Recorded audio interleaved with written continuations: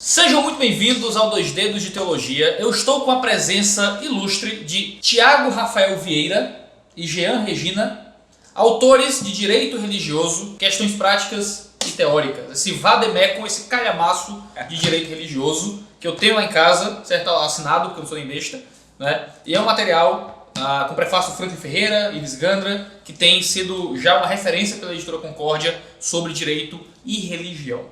Sejam bem-vindos ao 2 Dedos. É um prazer, cara, é uma honra estar neste maior canal de teologia do mundo. Fantástico! É uma alegria muito grande aí, um prazer estar contigo no maior canal de teologia do mundo. Tá, isso aí. Eu vou aceitar como um ato profético, tá bom? Vou aceitar. E eles têm um canal no YouTube sobre direito e religião, você pode ir aí embaixo para já ir se inscrevendo e aprender sobre isso, tá bom? E nós estamos na The Gospel Coalition, certo? Na conferência nacional, onde eles liberaram esses homens grandes aí pra gente poder conversar acerca de direito e religião. Vá atrás de conhecer mais sobre o The Gospel Coalition. Eles têm site, têm artigos, tem tudo lá. Vai ser uma bênção. Que é o Coalizão pelo Evangelho. Por que que cristãos comuns que não são do direito deveriam se importar com o direito religioso? Ótima pergunta, Iago. Essa é uma pergunta muito recorrente. Inclusive, semana passada, a Rádio Justiça do STF me procurou porque eles identificaram que nós estaríamos aqui no Coalizão pelo Evangelho e queriam saber por que dois advogados, por que um workshop de direito religioso e um evento de teologia? Porque faz sentido falar sobre isso para advogados. Isso. E aí eu respondi, olha, a igreja brasileira, ela precisa ser preparada. Ela precisa entender quais são os seus direitos e também quais são os seus deveres. Esse livro ele foi escrito, né, Jean, para pastores e para liderança. Porque hoje, não de hoje, existe uma ressignificação de conceitos muito grande. Nós vivemos, por exemplo, um momento em que o Estado laico é ensinado de uma forma totalmente diferente do que ele realmente é. Não só o Estado laico brasileiro, mas o próprio conceito de laicidade. O que falam aí é uma laicidade que não existe no Brasil. Na verdade, nem é uma laicidade. O que se fala é um laicismo. Usa-se a laicidade como se fosse um mantra. Sabe aquele mantra lá dos budistas que eles ficam ali rodando para ver se dá algum efeito? Quanto mais roda, melhor. É isso que está acontecendo aqui no Brasil. Tentam falar tanto de laicidade até que essa laicidade vire um laicismo.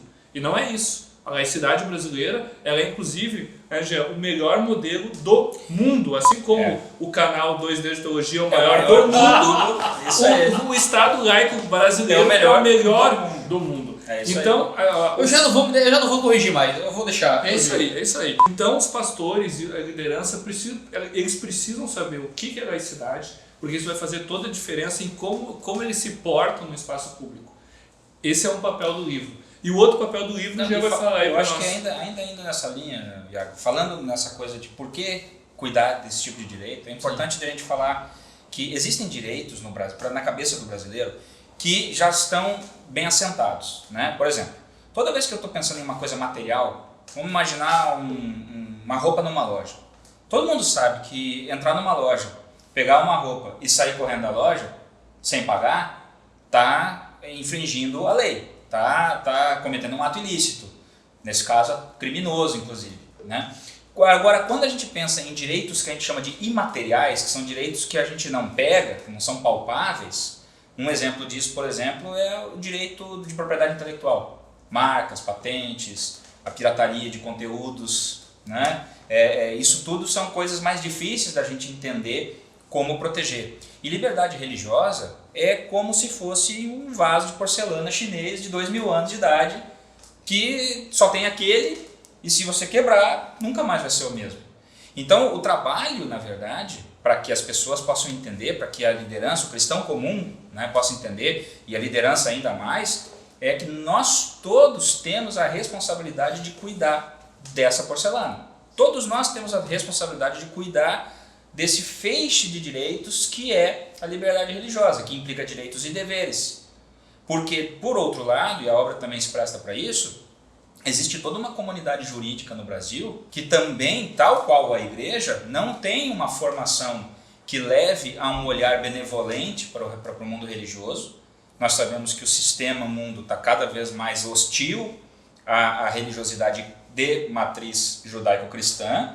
Isso também leva a embates culturais muito fortes. E quem é que vai regular essas tensões? O Poder Judiciário. Né? Quem é que vai buscar os valores constitucionais, fazer o reforço dos valores constitucionais e legais? O Ministério Público. E nós cada vez mais vamos entrando em choque porque existe um sentimento social, existe uma falta de profundidade nesses assuntos por parte do próprio aparato judiciário. E se nós, que somos os maiores interessados na causa... E ainda existe um setor que tenta... Isso. Como eu disse existem antes, setores que foram reconceituar, encambados por um viés ideológico que milita contra os valores culturais da sociedade ocidental, sobre os quais estão assentados os valores judaico-cristãos. E se nós, que somos os maiores interessados em proteger esse ambiente de liberdade, podemos estar aqui num hotel em Fortaleza participando de um evento teológico que abertamente fala que Jesus Cristo é o Senhor e que só pela graça nós somos salvos. Se nós queremos criar esse ambiente, manter esse ambiente de liberdade, só se a gente tiver a responsabilidade de entender essas questões aí. Esse é o espírito do livro. Vocês falaram que o Brasil tem o melhor Estado laico do mundo, né? Mas o nosso presidente fala de Deus acima de tudo, né? De Brasil acima de tudo, Deus acima de todos. Você tem pastor tentando ser político, você tem bancada evangélica na Câmara, você tem o preâmbulo da Constituição evocando Deus, você tem itens religiosos em prédio público, você tem de tudo aí no Brasil. Como é que o nosso Estado não só é laico, mas é uma laicidade tão exemplar assim? Exatamente por esses motivos que tu colocaste que nós temos o melhor Estado laico do mundo. Lembrando sempre, existem diversos modelos de laicidade. Nós somos uma evolução do modelo tradicional. O nosso modelo, teorizando um pouquinho aqui, vem lá de Jacques Maritain e o Homem e o Estado. O Estado laico, Iago, ele tem como função principal entender que a ele, Estado, não compete o fenômeno religioso e a transcendentalidade. Essa é a primeira fase, digamos assim, que o Estado tem que passar. Ele tem que entender, olha, eu não entendo nada de espiritualidade, de transcendentalidade. Eu não entendo nada de coisas espirituais. Para mim, Estado compete as coisas imanentes, as coisas seculares. Ou seja, as coisas que não têm a ver com o espírito. Tá? Essa é a primeira fase. E a segunda fase, o Estado precisa entender que ele não entende nada. Mas as pessoas, que são as pessoas que ele protege, precisam da espiritualidade. O Iago tem como necessidade básica a espiritualidade. Assim como o Iago precisa de saúde, precisa de segurança, o Iago precisa de espiritualidade. E como ele, Estado, sabe que ele não tem como prover espiritualidade, porque ele, Estado, o signo da religião não se mistura com o signo do Estado, como acontecia lá nas teocracias puras, como ele sabe disso, e ele sabe que o Iago precisa dessa espiritualidade, que o Iago não prescinde disso, o que ele faz? Ele tem que garantir que essa espiritualidade aconteça. E como ele garante? Ele garante constitucionalmente, porque a própria Constituição é um limite para ele. Então a Constituição vai dizer para o Estado, olha, você precisa reconhecer que a espiritualidade é importante e você precisa mais do que reconhecer, você precisa garantir que ela ocorra a pleno. Quando uma liberdade ocorre a pleno, é possível sim, infelizmente, que aconteça distorções, porque nós, seres humanos, quando nós temos muita liberdade, muitas vezes vai descambar em quê? Libertinagem.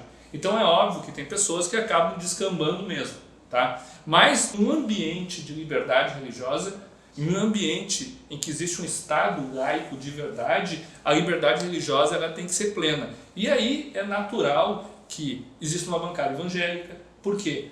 Porque o Iago, deputado federal, o Thiago, deputado federal, e o Jean, deputado federal, vão se organizar no Congresso e daqui a pouco eles vamos criar uma bancada para defender os interesses dos evangélicos. Porque não tem a bancada da bala, não tem a bancada do boi, não tem a bancada da soja. Então vamos organizar, nós concordamos, nos organizamos. Se tem a bancada do boi, por que não pode estar na Bíblia? Agora, como eles usam esse instrumento, bom, pode ser que para fins, às vezes, distorcidos. Mas esse é um outro problema. A Constituição, ela realmente, o preâmbulo dela é invocado em nome de Deus. Né? E uma outra coisa importante nisso, né? a gente também está condicionado a pensar no Brasil de que tem distorção, vamos fazer uma lei para regular. Sim. Tem problema, vamos fazer uma lei para terminar o problema. Não é assim que funciona. Não é assim. John Stuart Mill, no livro Sobre Liberdade, ele diz o seguinte: aos males da liberdade, dê mais liberdade. Não regule. Né? Então, no Brasil, nós vivemos um Estado que reconhece a importância e garante que o fenômeno religioso aconteça. Como ele garante que o fenômeno religioso aconteça, é natural que tenha símbolos públicos em um fórum, por exemplo. Símbolos religiosos. E qual símbolo religioso que vai ter? Vai ser de uma cruz, de um crucifixo. Por quê? Porque no Brasil nós temos historicamente nós estamos ligados com a Igreja Católica. Qual foi o primeiro ato oficial que aconteceu no Brasil? Foi uma missa. Então, historicamente, a Igreja Católica, através dos jesuítas, auxiliou a colonização do Brasil. Tem Igreja Católica aí de mais de 300 anos. Né? Então, no nosso contexto, o Estado brasileiro foi um Estado confessional, no Brasil Império, e que a religião oficial era o catolicismo. Inclusive, uma igreja batista não podia ter forma de templo, não podia ter uma placa de igreja batista. Né? Com a República Velha isso caiu, foi extinto esse Estado confessional e se inaugurou um Estado laico. Talvez nesse aspecto aí também, que é uma outra coisa que a gente tem que sempre de novo pensar, existe um espírito da época chamado um Zeitgeist, né? Meteu o alemão, ganhou. Agora o alemão ganhou. É isso aí. Então, existe um Zeitgeist, né? Um espírito da época que tenta nos induzir a um pensamento multiculturalista muito irreal, né? Ou seja, essa coisa de, mas então, já que tem uma cruz, então tem que colocar uma menorá, tem que colocar um yin yang, tem que colocar um crescente, tem que colocar um monte de símbolos de todos, porque senão, se vale para um, vale para todos. E essa não é uma noção baseada na realidade também, porque eminentemente nós estamos falando de garantias jurídicas, né, que decorrem de um texto normativo, mas que por sua vez bebe diretamente na cultura, que por sua vez é informada pela religião. O Theodore Dalrymple, que é um cara muito interessantíssimo, um psiquiatra, um pensamento... E quase ateu, né? E quase ateu, um agnóstico. Quase ateu. Quase ateu. Quase ateu. Ele fala que ele não tem coragem de ser ateu. Ele não tem coragem de ser ateu, então eu vou me chamar de agnóstico. Né? Quase ateu. É tipo crentinho? Como é que é? Crente fake, sei lá. Crente só que não, uma coisa assim. Né? Então, o Theodore Dalrymple, ele fala justamente isso. Foi pensar que a gente pode fragmentar a cultura a ponto de ter todos os fragmentos de cultura convivendo harmoniosamente entre si. Isso é uma falácia, é uma utopia. Né? Nós sim vivemos num ambiente onde a cultura dominante vai determinar muita coisa. Não vai determinar tudo, mas muita coisa. É natural que o símbolo religioso que mais expressa o conjunto cultural e espiritual de um povo no Brasil seja o crucifixo. É normal. Decorrente desse processo histórico que eu mesmo falei. Exato. Tem um caso muito bacana na Itália, caso Laudice versus Itália, em que uma cidadã estava andando na rua e entrou num fórum e tinha um crucifixo lá. Aí ela se revoltou e entrou na justiça para tirar o crucifixo, porque o Estado italiano é um Estado laico. Entrou na justiça e tal, e perdeu em primeira instância, segunda instância, perdeu, foi para o Tribunal Europeu. O recurso dela caiu em uma turma no Tribunal Europeu. Só tem que dizer antes que na Itália, diferentemente do Brasil, porque ela faz parte da Comunidade Europeia, depois que você termina a última instância recursal no seu país, ainda existe poder fazer um recurso para um tribunal que congrega todo o continente europeu, todos os países membros da Comunidade Europeia. Se é o caso de direitos humanos e liberdade religiosa, é a Corte Europeia de Direitos Humanos. É uma hiper suprema corte. Isso, é uma corte supranacional.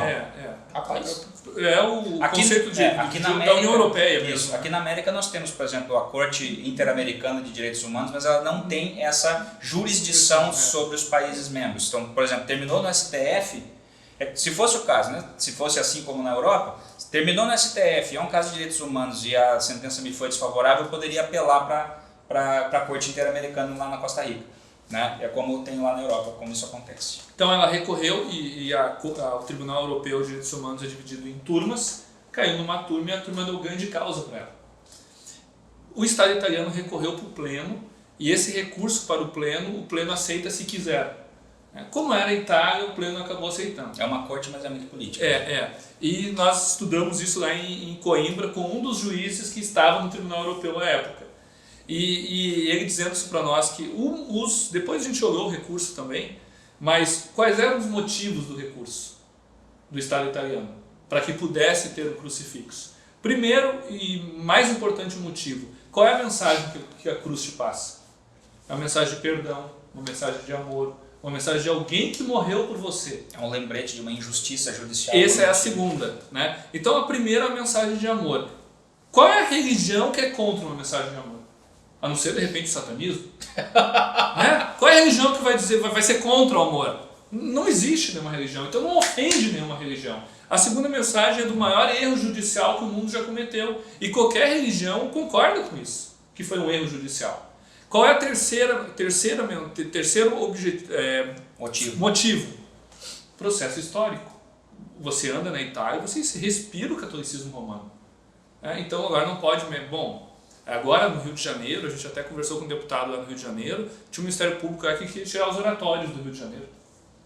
Que foi a capital brasileira no Brasil Império Católico. São Sebastião do Rio de Janeiro?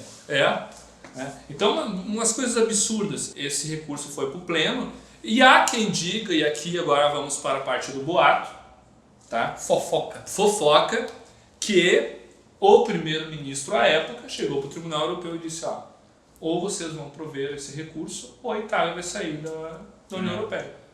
Mas essa fofoca é uma fofoca forte. Imagina, a pessoa chegar a ponto de pensar em sair da União Europeia porque não deixa crucifixo num prédio público, isso tem tudo a ver com Itália. Ou seja, é tão forte o símbolo religioso e a religiosidade para aquele povo. Isso está arraigado à cultura do povo. Enraizado no subconsciente, no DNA coletivo, que eles estariam dispostos a atitudes extremas. E isso também mostra uma coisa, Iago, que é mais uma referência para o livro. Vocês podem concordar conosco que no século XX a religião ela ficou confinada ao tempo. A religião produziu guetos dos mais variados. Por exemplo, dificilmente nós teríamos lentes teológicas diferentes convivendo no mesmo espaço. Então, se um congresso de reformado não entraria que não fosse reformado. Se é um congresso pentecostal, não entra um protestante histórico. Né? Católico, então, nem conversa com protestante.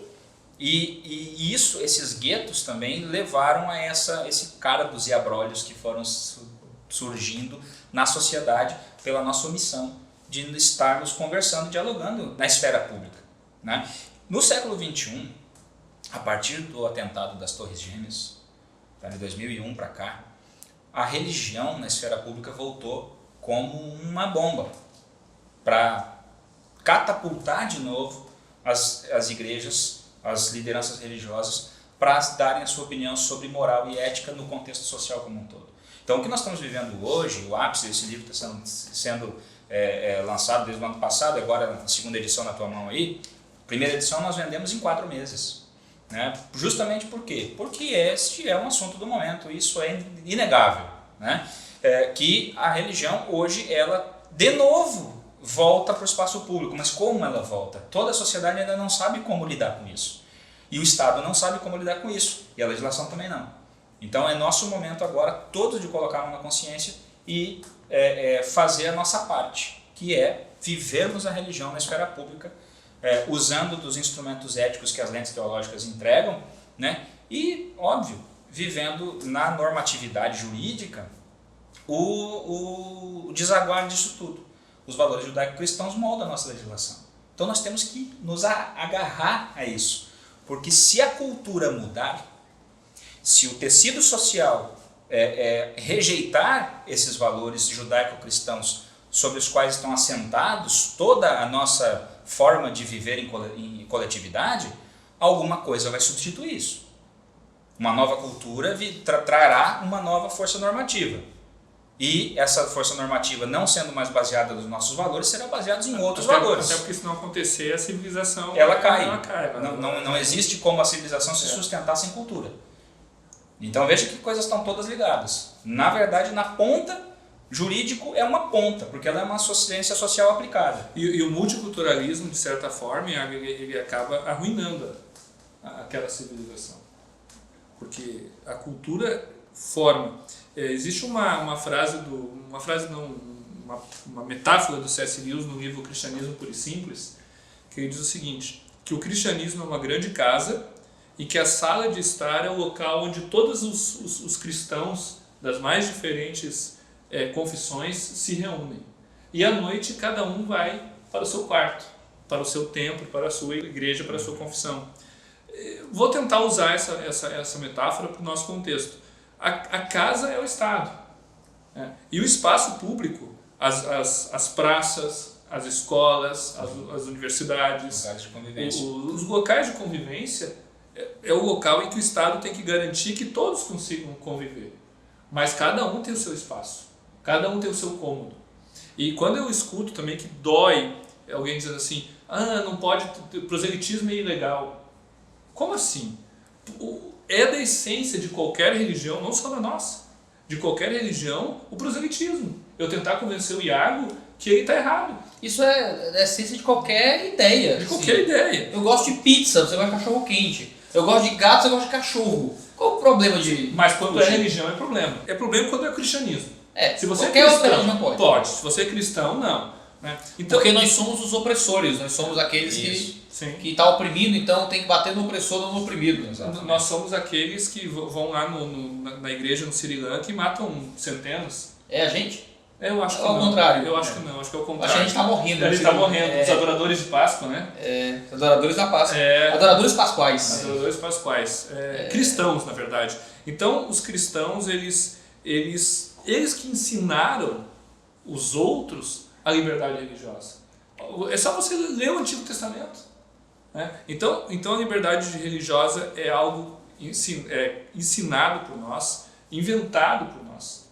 E o Estado laico, então tentando fechar a tua pergunta inicial, o Estado laico ele tem esse objetivo principal, entender que a religiosidade, que o fenômeno religioso é importante para as pessoas e ele não escolhe um, né? Mas ele faz o possível para que todos aconteçam, sem esquecer que existe um processo cultural. E por esse processo cultural, uma religião vai se destacar mais que as outras. Simples. Nesse sentido, então, muitas pessoas dizem que o fato de igrejas possuírem isenção fiscal é uma quebra do Estado laico. Não é? Imposto em igreja é roubo? Como é que é? Boa. Bom, começa pela questão conceitual, né? Vou pegar o teu próprio exemplo agora. Você acabou de fazer a pergunta e não usou o termo adequado. Okay. Você falou isenção fiscal. É o que dizem por aí. A igreja não tem isenção fiscal. A igreja tem imunidade. Inclusive, advogados dizem isenção fiscal. Eu não sou advogado, pode ser o que eu quiser. O senso comum pode, né? Estamos aqui. Eu sou o senso comum, obrigado. Estamos aqui no maior canal de teologia do mundo para poder ajudar a esclarecer. Isso não é verdade, gente. Isso não é verdade. Olha, rapaz, eu acho que é. Eu lhe provo que não. Então tá bom. Não sou mais nem do Brasil, já ganharam de mim. Não acredito. Tem canais de teologia maior que o do Não é possível. Não, vamos trabalhar para... Tem, vai na Bíblia maior. Vamos trabalhar. Cara, isenção e imunidade são conceitos também que às vezes a gente se perde, mas se nós fôssemos fazer uma analogia de novo, vamos imaginar uma pessoa que todos os anos tenha que se vacinar contra a gripe. Ela pega a gripe, se ela não se vacinar, ela vai ter a doença. Se ela se vacinar, ela não vai ter a doença. Isso é isenção. A pessoa, ela desenvolve naturalmente a doença, ela incide naquela doença, mas se ela tiver a vacina, ou seja, se ela pedir uma concessão do Estado, e o Estado tiver isso previsto em lei, e ele conceder, ela está isenta de pagar determinado tributo que é todo durante um tempo. Durante um tempo. Ou seja, que é a mesma coisa da vacina, vale um ano, né? Agora, a imunidade, não. Eu sou imune à doença. Não preciso de vacina. Nasci imune. Pelo fato de eu ser eu não pego essa doença. Aquele filme com a Sandra Bullock agora, que ela fica com os olhos vendados. Bird Box. Isso é imunidade. Isso é filme, mais ou menos. Isso é imunidade, né? Ela não... A gente tem aquela coisa que o cover é melhor que o filme, é melhor que o original. Tem várias vezes. Agora a gente criou o nosso, o mundo cópia é melhor que o filme. Boa. Né? A nossa resenha do filme às vezes é melhor que o filme. Por aí. Bird Box só nesse time aí, mas vamos lá. Então, mas eu acho que é um exemplo bom, que é justamente isso. Ou seja, na imunidade tributária, A Constituição, ela declara que determinadas figuras, determinadas pessoas, Entidades. né, determinadas pessoas, nesse caso jurídicas, né, elas, por uma razão social relevante, elas não incidem na cobrança de impostos. Isso está lá no artigo 150 da Constituição. E aí, elas tratam exatamente no parágrafo, no inciso 6º, na linha B, ela vai falar sobre os templos de qualquer culto. E os templos de qualquer culto, ela vai estender isso de uma maneira ampla, porque lá no artigo 5º, nas direitos e garantias fundamentais do cidadão, eu estou lá garantindo a liberdade religiosa por todo aquele motivo que o Thiago já expôs antes, né, que falou já antes ali, né? Então, como é que eu vou garantir de fato e de verdade que a liberdade religiosa vai reinar no Brasil? Bom, então eu vou ter um muro de separação. Qual é o muro? Eu, Estado, não posso cobrar imposto de alguém que não é alguém abaixo de mim, mas é que alguém que está ao meu lado. Então, a imunidade tributária no Brasil, ela é a garantia de que o Estado brasileiro reconhece a religião como um equivalente. Ou seja, sendo reformado aqui numa soberania das esferas, né? Abraham Kuyper, vai procurar. Vamos ser caiperianos aqui, né? Na soberania das esferas, o Estado busca o bem comum na esfera da imanência material e a igreja busca o bem comum na esfera da transcendência. Quando ele está falando de igreja aqui, qualquer organização igreja religiosa que promove a espiritualidade do ser humano. E é exatamente isso. O Jacques Maritain, no Homem-Estado, ele coloca a igreja não abaixo do Estado, a igreja está ao lado do Estado. Por quê? Porque a igreja é uma comunidade completa em si mesma. Se você parar para pensar, a igreja é a única entidade, além do Estado, que tem um objetivo em si mesma, um objeto em si mesma. Qualquer outra pessoa jurídica tem um objeto que não é nela mesma. Padaria, promover lucro. E um parênteses, né? Escola, educação. Não é um objeto, não é teologicamente falando, é juridicamente Juridicamente. Então, a igreja ela é uma comunidade completa. John Finnes fala que a igreja é uma comunidade completa, assim como o Estado. Se ambos são uma comunidade completa, ambos buscam o bem comum, objetivam o bem comum, e no artigo 19, inciso 1º da Constituição, lá está dizendo: é vedado ao Estado, União e Município embaraçar, subvencionar, promover templos de organização religiosa e culto, salvo a colaboração recíproca pelo interesse público. O que é essa colaboração recíproca pelo interesse público? O bem comum. E o que é o bem comum? Bom, o bem comum você vai ler lá a Rerum Novarum, você vai ler Pacem in Terris, e por aí vai, você vai aprender o que é bem comum, que se eu falar aqui ele vai ter um vídeo de 3 horas. Mas o objetivo, quando o Estado e a Igreja têm um objetivo bem comum das pessoas, se você cobrar impostos da Igreja, você vai colocar a Igreja abaixo do Estado. Porque o imposto é uma imposição estatal pelo simples fato de ser Estado. Eu pego o teu dinheiro, Iago, e eu não preciso dizer para onde eu vou gastar. É o Estado, né? Eu, Estado. Né? O imposto, eu simplesmente pego o teu dinheiro e eu faço o que eu quiser com ele. É diferente das outras espécies de tributos. Por exemplo, contribuição previdenciária. A contribuição previdenciária não é um imposto. A contribuição previdenciária é um tributo que eu uso para a Previdência. E a Igreja paga a contribuição previdenciária. Taxa de iluminação. Não para o ministro de Confissões Religiosas. Aí ela é isenta por uma lei. Isenta, como está aqui. Taxa de iluminação pública é um tributo, mas não é um imposto, porque o Estado vai cobrar de você uma taxa e com aquele dinheiro vai prover a iluminação pública. Agora, o imposto o Estado está cobrando pelo simples fato de ser Estado. Se ela cobrar da Igreja pelo simples fato de ser Estado, ela está acima da Igreja. Então, teoricamente, é impossível essa cobrança, a não ser que você coloque a Igreja dentro do Estado. Então, quando eu vejo alguém falando assim, a Igreja tem que pagar imposto por várias questões de razão prática, a gente sabe que antes da razão prática existe uma base teorética que faz com que a razão prática aconteça. Olha Kant feliz. Mais ou menos. E aqui é exatamente esse caso. Você não pode simplesmente pegar toda uma comunidade, eu estou falando aqui comunidade, a igreja, todo o aparato de uma igreja que aponta para o céu, aponta para a cidade celeste, aponta para a espiritualidade e colocar dentro de algo que é imanente, algo que é secular, algo que não tem nada, absolutamente nada a ver com isso. E eu nem vou falar aqui de questões sociais, que a igreja vai lá, atende, vai aonde o Estado não consegue, faz... Tem a capilaridade de conseguir fazer serviços que o Estado brasileiro Não garantiu. garantiu A na Constituição brasileira de cunho social-democrata, quando o welfare state estava acabando, o Brasil estava promulgando uma Constituição de welfare state. Chegamos um pouco atrasado. Né? Então garantiu direitos que são impossíveis para o Estado garantir. A igreja vai lá e cumpre. E assim, não precisava cumprir. A igreja não precisa fazer isso, mas ela faz. Eu vejo muita gente falando assim, o motivo da imunidade é porque a igreja vai lá na vila e entrega a cesta básica. A igreja faz isso, gente, não é porque ela quer ter imunidade. A igreja faz isso porque Jesus Cristo ensinou a gente a fazer isso. Não é porque quer ter imunidade. A igreja é imune porque o Estado reconhece, eu vou repetir aqui, porque o Estado brasileiro reconhece a importância da religiosidade para a gente. Por que o povo brasileiro é tão querido em todo lugar do mundo? Exatamente, ao meu ver, por essa liberdade religiosa que nós temos aqui ao longo dos séculos. Né? Por essa, de certa forma, até por esse sincretismo. Então, o brasileiro, ele tem todo um caldo religioso que advém desse ambiente de liberdade que nós temos. E esse ambiente de liberdade, de certa forma, ele está ligado, conexo com a imunidade tributária. Porque, como o Jean disse, a imunidade garante que o Estado não se envolva, não se miscua lá na igreja. Aí você vai dizer assim, duas coisas para mim. A primeira, mas como assim o Estado se miscui na igreja? Olha, não sei se você sabe, amigo, mas quando você tem que pagar impostos, você é pessoa jurídica, você tem que ter algumas regrinhas no seu contrato social, no seu estatuto social, até para que o Estado possa te fiscalizar. Você tem que fazer vários procedimentos para o fisco. Se a igreja ela é uma comunidade espiritual, como é que ela vai ter regras, procedimentos ditados pelo Estado? Como é que está a liberdade religiosa aí? Esse é o primeiro ponto. E o segundo ponto, imagina, tu lembra daquele episódio do cidadão aqui, que eu esqueci o nome do pastor do Universal chutando a santa? Lembro.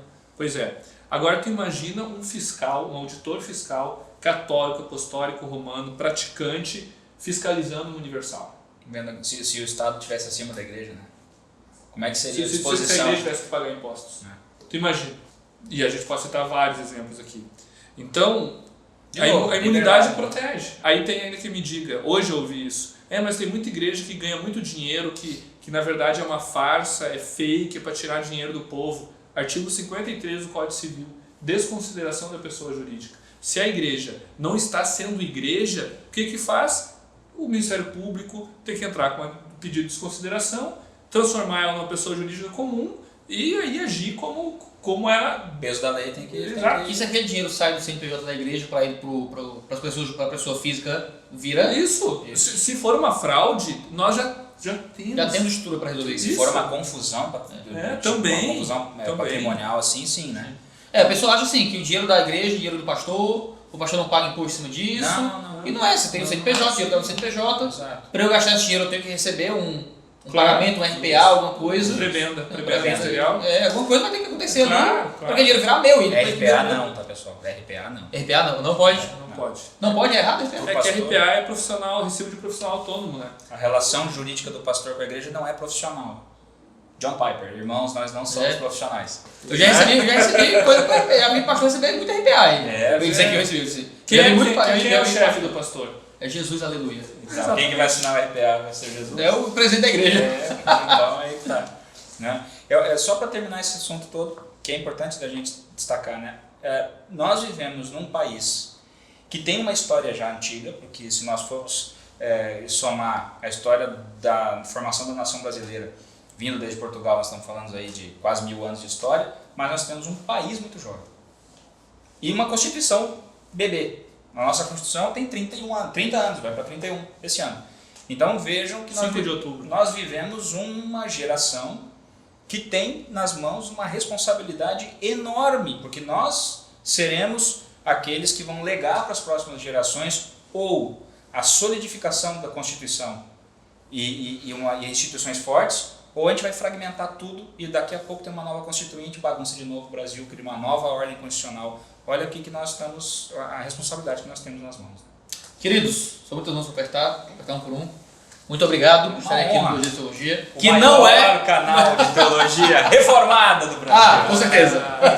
Aí é verdade. Aí talvez um dos maiores do mundo. Dá para aceitar, certo? E estamos no Coalizão pelo Evangelho, aqui em Fortaleza, que nos cedeu seus preletores. Não deixe de conhecer o Coalizão do Evangelho aqui na descrição. E faz as coisas de youtuber, você sabe o que tem que fazer, compartilhar, curtir, se inscrever. E vão se inscrever no canal sobre direito e religião. Direito religioso. Olha aí, coisa maravilhosa. E comprem o calhamaço dos caras. Por favor. Tem que tá muito bom. É isso aí. Nos siga no Instagram também, TR Vieira e... Já, Regina. Valeu, pessoal. Tudo na descrição. Valeu. Obrigado.